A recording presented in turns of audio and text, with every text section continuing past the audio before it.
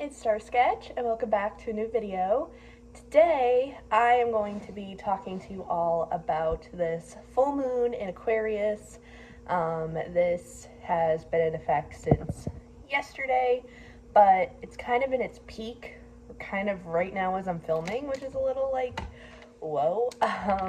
So I figured I'd give you some insight into what this energy is all about and kind of more in depth of what you can do with this energy and kind of share with you all kind of, my phone, the kind of ritual or journal things that I did.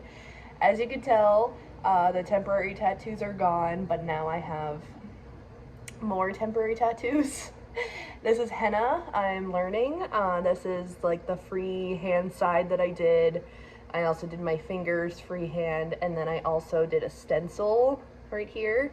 I do like the stencil a lot, but I will say that this hand, I only set the things up, I only left it on for about 30 minutes, while this hand was on for like an hour, and I just feel like it came out a lot better. So lesson learned to definitely just follow the directions, but I was just experimenting, seeing what I like, seeing what I didn't. And then I also just have like random spots like here that just will have, henna stuff on it, but you live and you learn.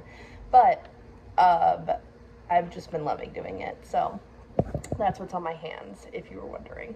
But let's get into today's video, which is all about the full moon in Aquarius happening right now. If you're watching this during the week of July, today's July 29th that I'm filming and uploading this. So it'll be in effect till about Tuesday, August 4th. So if you're watching this anytime between then, in 2026, this is the kind of energy that's going on. So what I did was I kind of did a meditation under the almost full moon, and this was on Monday night, on the 27th. It was basically still like in kind of waxing gibbous, but basically I was just really trying to focus on the themes of embrace, release, and renew, which is kind of funny because then I found a meditation on my YouTube music app that was literally about those themes. So I did it. It was only about I don't even know, not even 10 minutes long. So I'm going to link that meditation down below for you guys in case you would like to listen to it. You can watch it on YouTube. You don't have to have the YouTube music app to listen to it, but if you have it, cool. And basically after I did the meditation, I just wrote down one thing for each of these prompts. So I embraced, I released, and I renewed. So 3 things that I was focusing on during that meditation. So for example, I embraced how amazing of a person I am. I'm keeping this very vague because it kind of relates to a situation I went through recently, that I'm still kind of coping through, and it really sucks. And I don't want to talk too much about it because it's kind of personal, and I don't want to out people over the internet. So definitely keeping it, very vague. So that's what I embraced, how amazing of a person I am. I released blaming myself for making mistakes. Even in this particular situation, yeah, I made a tiny bit of mistake, but the other person involved kind of made a bigger mistake. So it's I shouldn't be fully blaming myself for the situation. I feel like I've been talking with my hands a lot because I love my designs, but sorry about that if it's annoying. And then I renewed, reminding myself that I'm only human and it's okay to make little mistakes. It's not good to make huge life-changing, mistakes, but making the little mistakes here and there, forgetting about something or whatever that's not super duper important, is totally fine. But if it's something that's going to hurt somebody else's feelings or something, then that's kind of where it kind of it's not okay to make mistakes. But you know what I mean? We're human. Like, mistakes are going to happen in life, little ones. Another thing to keep in mind, so that's like a little exercise that you could do. So do that meditation that I'll link down below. And then after you do it, just write out one thing you embraced, one thing you released, and one thing you renewed in your life. And then just to kind of give you some insight, so the emotional and social impact that comes with this full moon is definitely heightened emotions. As somebody whose cycles link up with the moon, and mine in particular, so usually women are linked with either the new moon or the full moon when it comes to their time of the month. So for me, I used to be a new moon, actually, person that would get her period around the new moon. But then when I went on birth control, it kind of like, kind of resetted my system.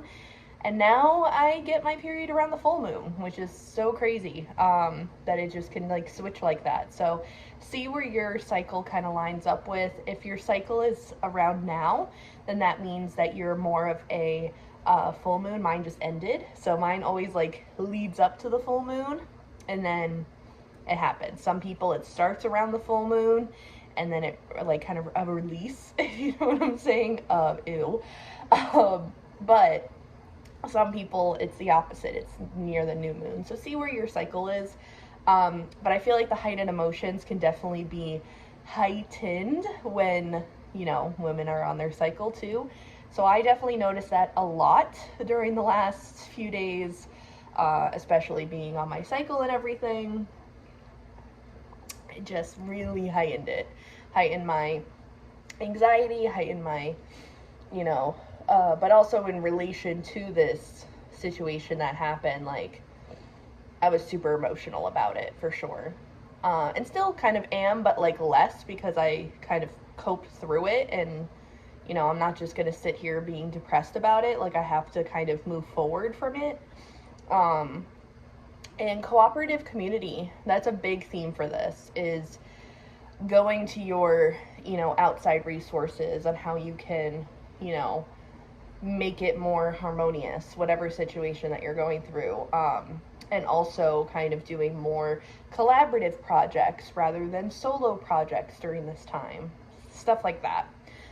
This is also a time where it sparks a vision and healing, so you're kind of like brought back to, okay, what is my purpose in life, and where am I at in my healing journey? Where do I need to go from here, kind of a thing. It's kind of more of like, a wake-up call of like, okay, time to get back to business, time to get back on track, time to get back to me kind of time. A reminder during this time is that your magic is unique.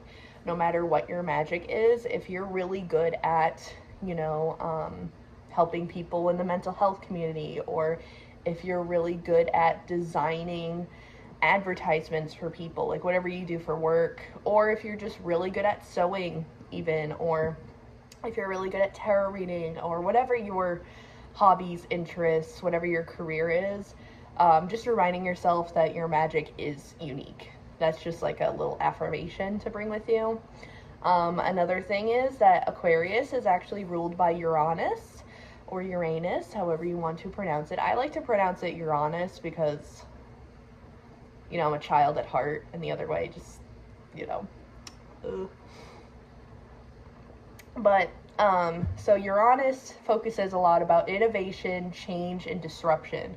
If you see me looking down, it's just because I wrote some notes in my journal.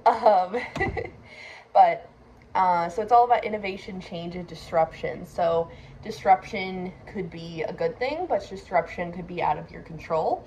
For me, the disruption this week has definitely been out of my control. I did not think what would happen. And yeah, it's a little bit difficult to process. But, kind of figuring out how can I change the situation, or how can I cope with this change in general. As you guys know, I've been going through a lot of change this year, and this is just the cherry on the sundae, I guess you could say. And back in the day, though, actually, Aquarius used to be ruled by Saturn, which is now ruled by Capricorn, so you kind of have this like shadowy, kind of in the lurky background kind of a thing, if you can kind of think of it that way. That Saturn is definitely playing a role in this, which is all about boundaries and structure. Saturn is such an amazing planet to get you back on track with things. So I feel like right now we're kind of dealing with this situation of change or disruption of some sort in your life. And Saturn is kind of in the background being like, remember your boundaries, remember what your structure is, remember that you should still be your badass self, you know what I mean? Stuff like that. Aquarius is also, why did I write Aquarius? Instead of a U, I put an E. I'm gonna fix that real quick. I must have just been writing and just, whatever. So Aquarius rules the 11th house.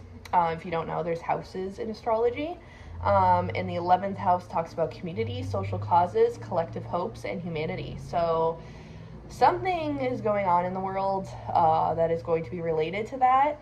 But even in your own life, think about how you could contribute to a community of sorts. How can you do like some community efforts?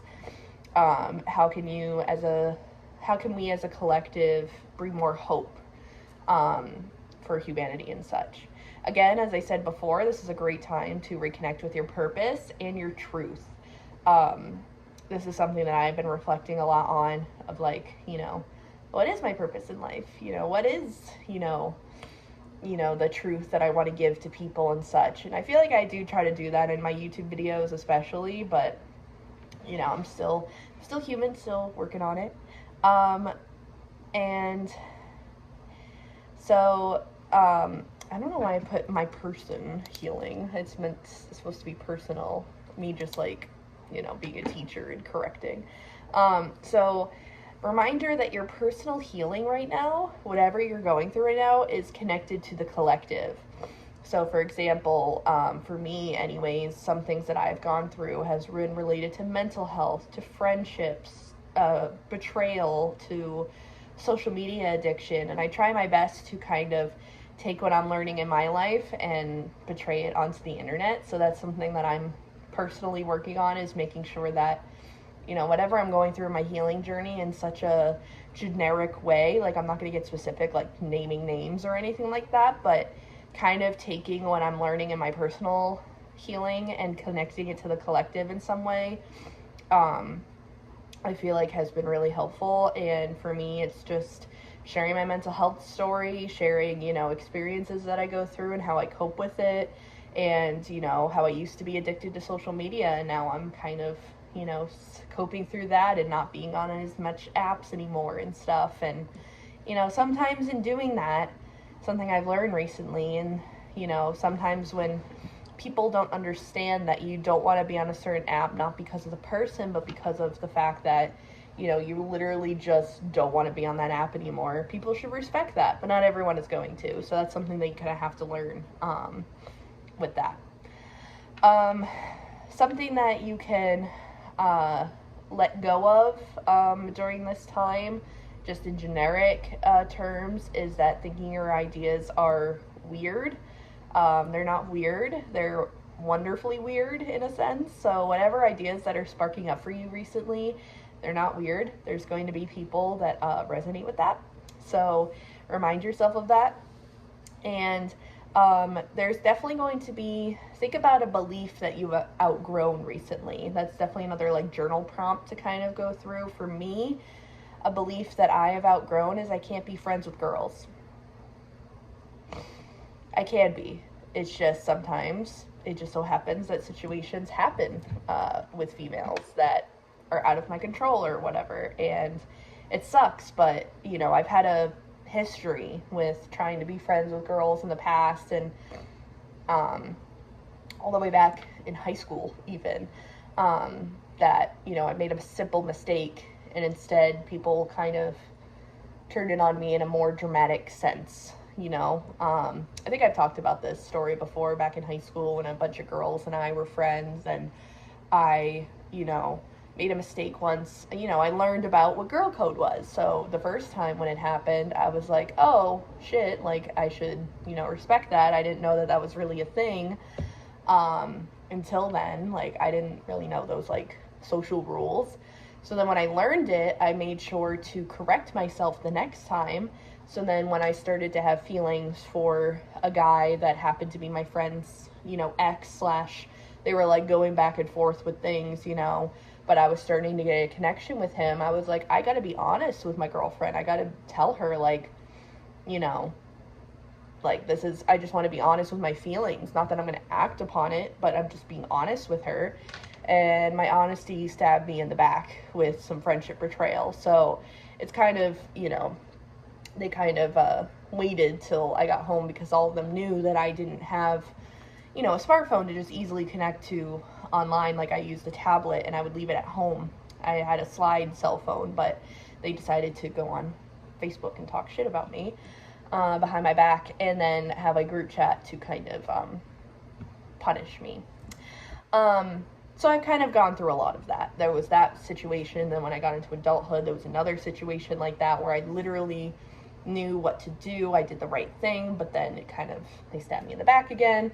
And now I'm kind of going through a similar situation in a sense, but it's just like, whoa, like, just communicate with me, man. Like, that's all it comes down to, is miscommunication. And I feel like people should be more communicative.